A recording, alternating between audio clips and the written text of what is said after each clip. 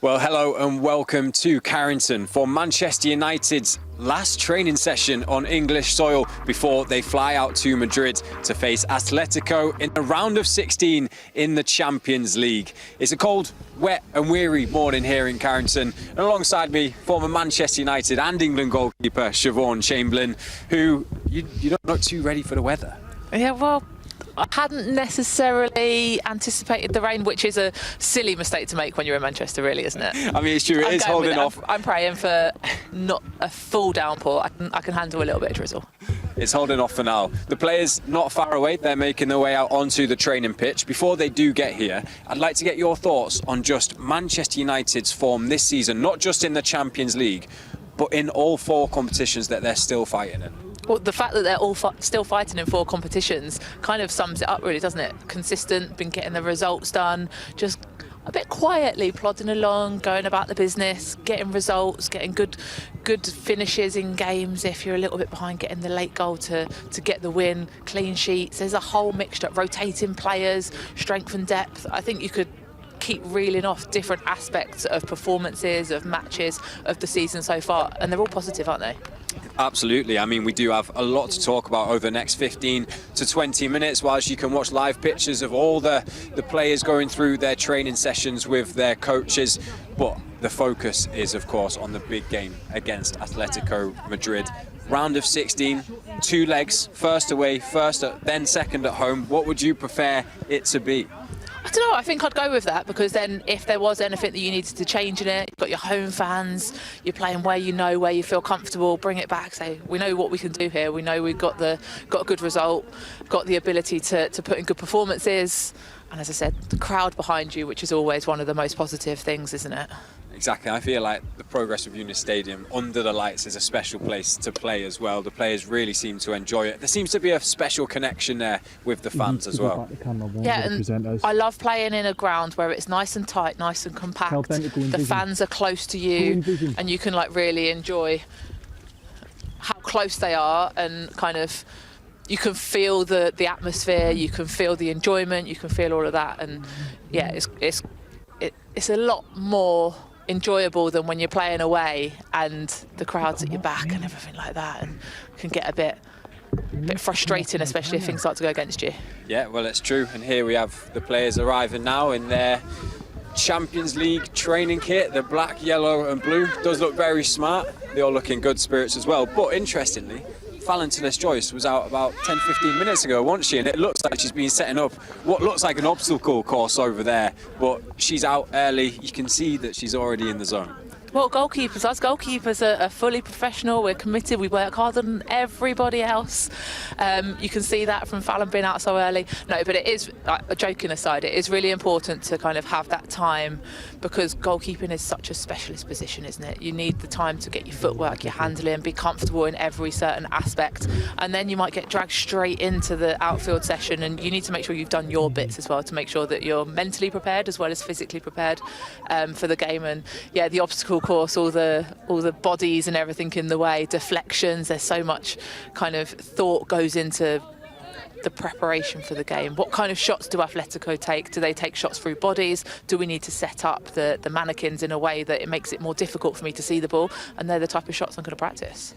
And as we progress further into this competition, could penalties really come a part of this as well? And how would you go about, but if it did, how would you go about preparing for those? Would you get the analysts and look at the Atletico players who may take it, where they might go?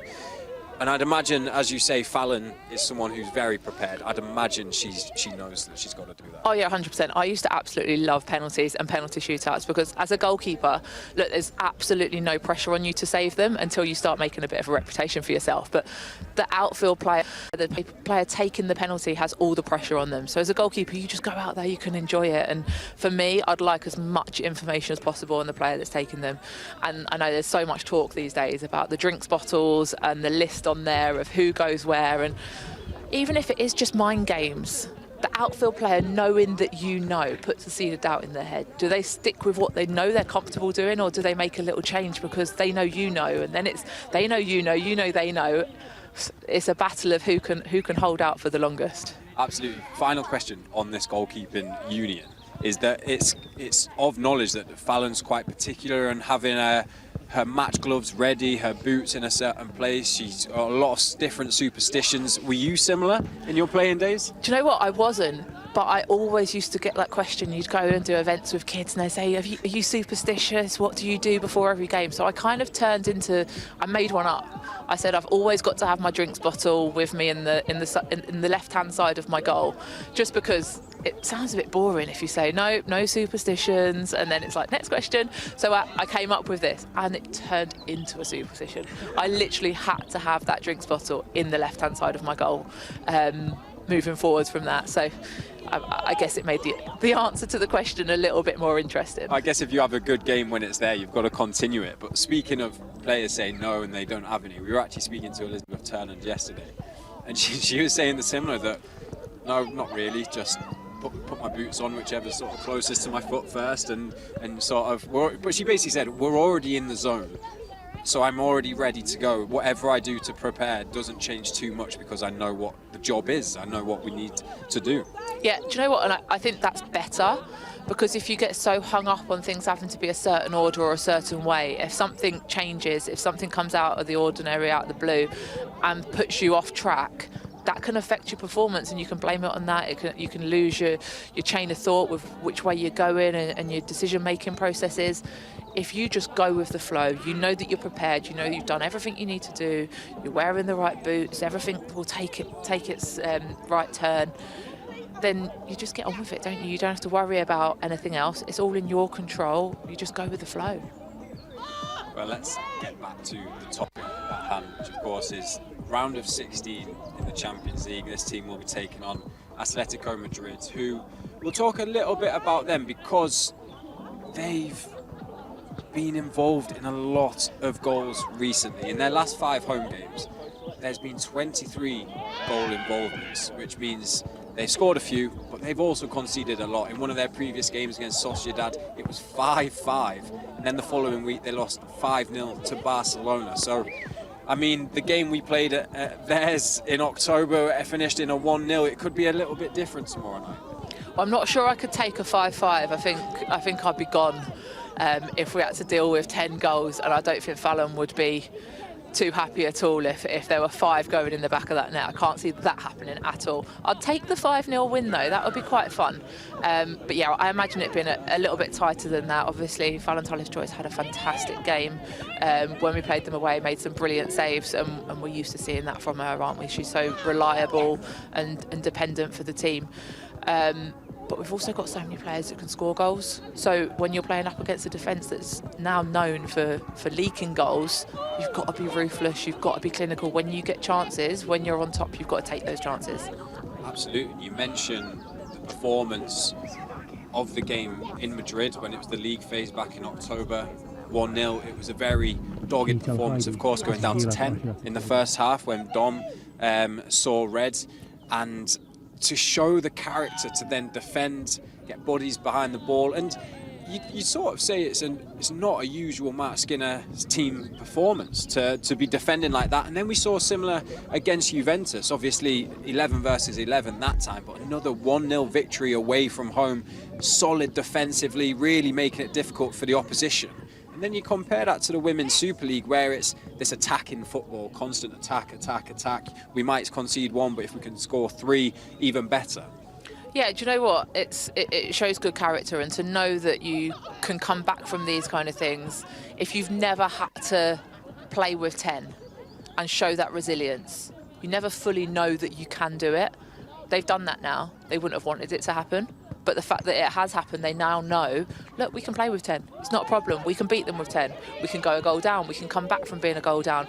Those moments, being able to show that resilience and have the ability to say, we've done it, we've succeeded, we've moved on from that, gives you that confidence going into a game that if things don't go according to plan, they can turn around. You've got the players, you've got the strength and depth, you've got the bench that is just so strong at the moment to be able to bring players in if things need to change. And yeah, it's slightly different with the European game compared to the Super League.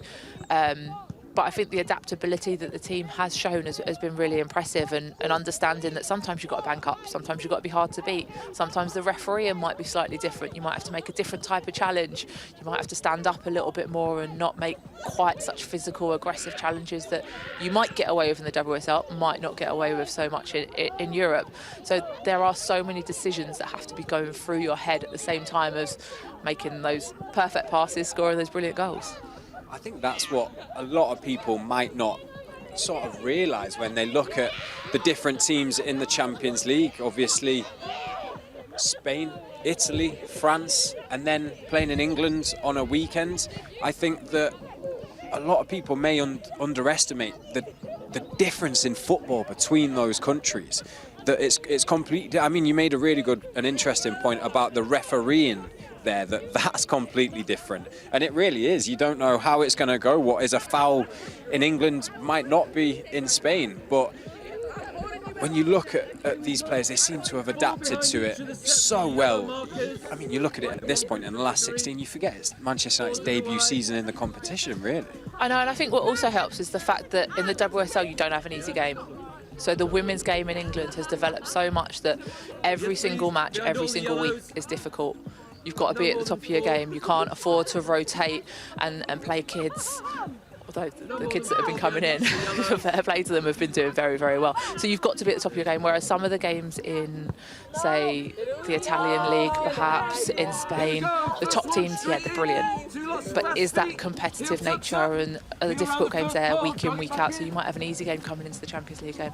Whereas United here, in the WSL, you've got to be at the top of your game all the time, and that kind of makes sure that you're ready for every game and you can put in those good performances.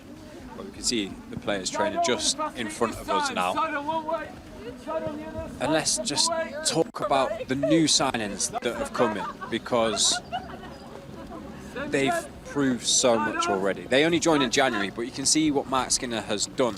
Leah Schul, for example, looks a complete player. We know her record in Bayern Munich. We're going to see her for Manchester United in the Champions League for the first time tomorrow. I mean, hopefully we see her in from the start. We obviously don't know the team yet, but does Mark know what he's doing in bringing in a mix of these young and these experienced players to come in and just lead the team in moments that might be a little bit tricky?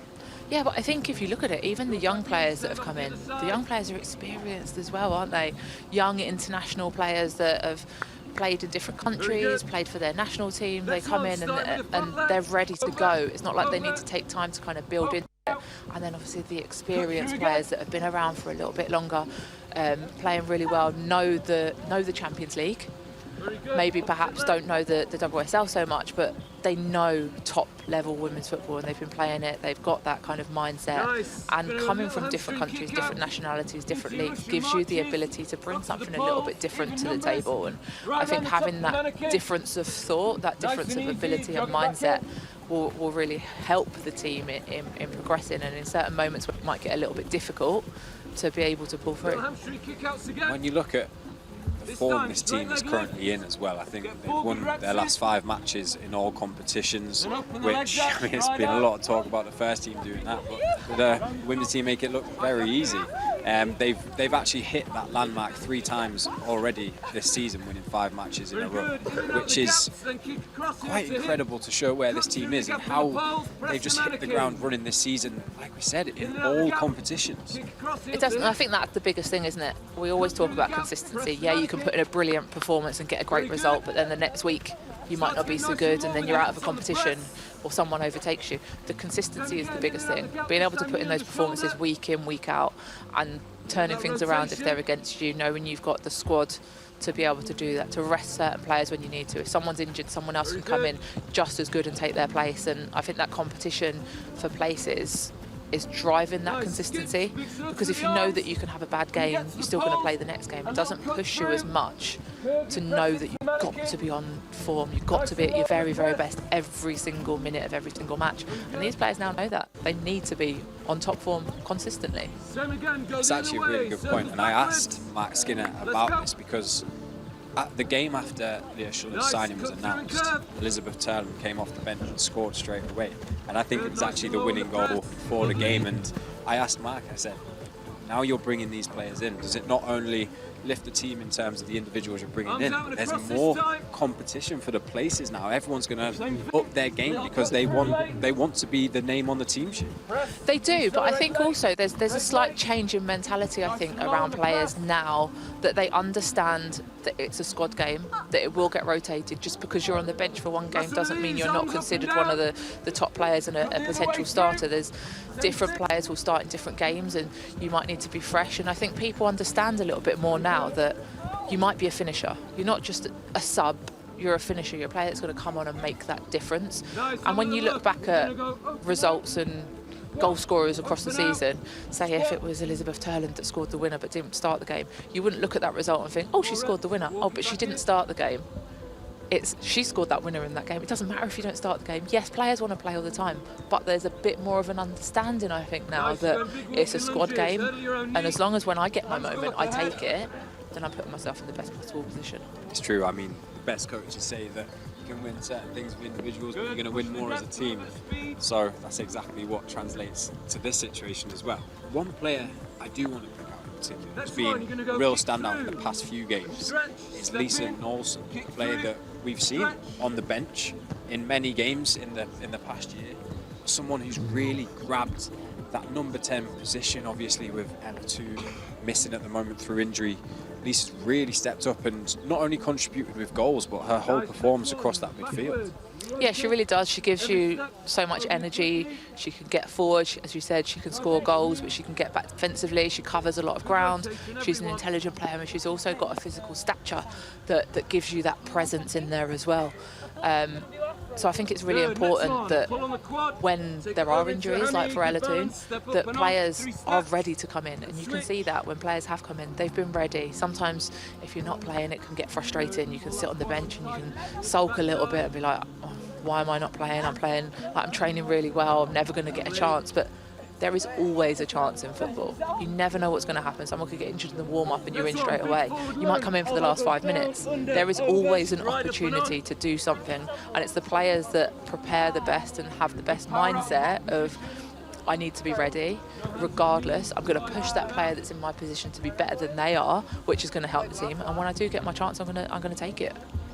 You saying that then is just reminding me of Saf Hilton Patel when that exact scenario happened to her, when Fallon couldn't play the game against PSG at Old Trafford, and all of a sudden Saf has been put into this mix of a huge game in front of a big crowd. Everybody's watching this game, and goes out there and puts on a performance as if she's saying, yeah, I've been waiting for this.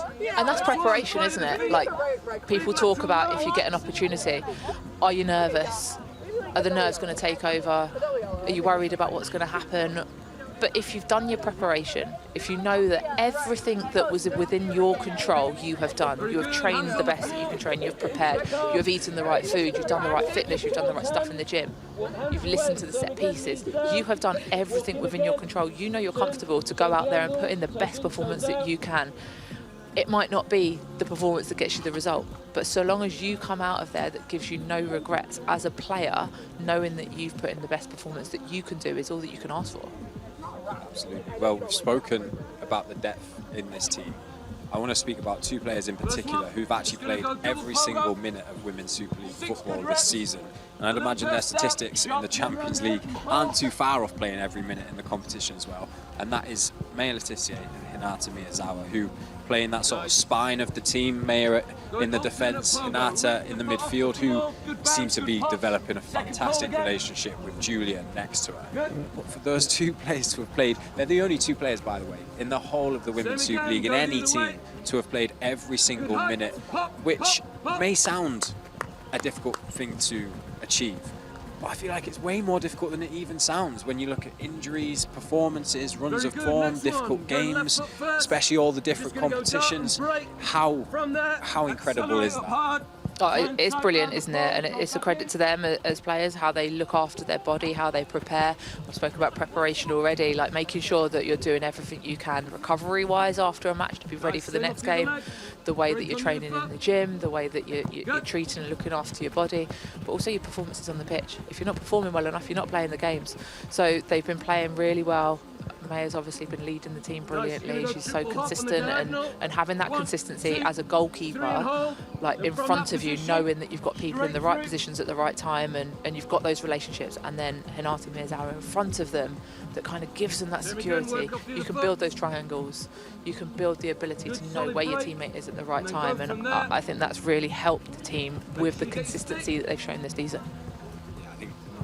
I can speak for a lot of people surrounding Manchester United, the fans especially, that Maya Le Tissier really is a real special player for Manchester United. There's no wonder why she's captain, but one thing that always impresses me and sort of makes me smile is when she steps up to take the penalties or the free kicks, is that she backs herself to be the one for people to rely on in all of these different situations, whether it's defensively or offensively as well. That's confidence in your own ability, isn't it? And that's a mentality, and that's a mindset, and that's why she's where she is right now. You see some people go to the highest of highs and the lowest of lows, and you see their emotion. Like, they sometimes can be a bit irrational and react to the referee's decisions, react to a foul. With Maya Le Tissier, she's just kind of has the right temperament for it, and you can see that when she steps up to it. She's not phased, is she? She's like, no, I'm going to score. I'm just going to put it down. I'm going to take the shot, and then we'll get back and we'll start again. Yeah, she really is a calming figure. The team look to be moving a little bit away from us as they move on to the next phase of their training. I just want to ask you, because you're going to be at Old Trafford for the game tomorrow for the watch-along. We'll be out in Madrid, hopefully enjoying a brilliant victory out there, and you'll be at Old Trafford for the watch-along, which is live on YouTube as well. Who's going to be with you? Yeah, with Aoife Mannion and with Zara presenting, so I'm really looking forward to that. Hopefully we'll be not in the rain outside in Manchester, but I don't think we'll be in quite as good weather as you are. Somewhere.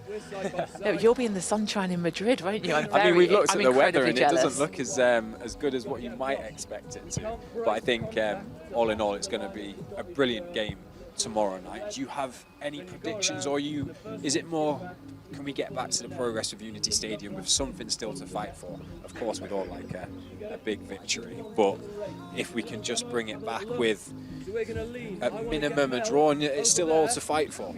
I think the team will be more positive than that. I think the team will know that they can put in a performance to get a win.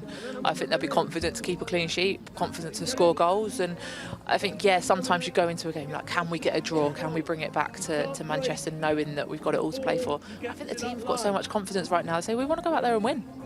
Keep a clean sheet, get a couple of goals, then come back and entertain the crowd next week. Well, they really play with no fear, don't they? Especially at the moment with the way it's going. And I think we mentioned earlier about certain goal scorers and the record that Atletico have at the back.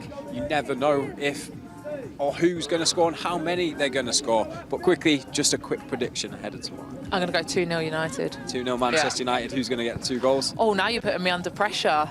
I am going to go for a Maya Le Tissier penalty, seeing as we've just been talking about it anyway. And, Nalsund. Lisa and Maya. Yeah, brilliant. We'll take it. Well, let us know what your predictions are as well. And make sure you watch the watch along tomorrow night over on the YouTube. And we'll see you out in Madrid.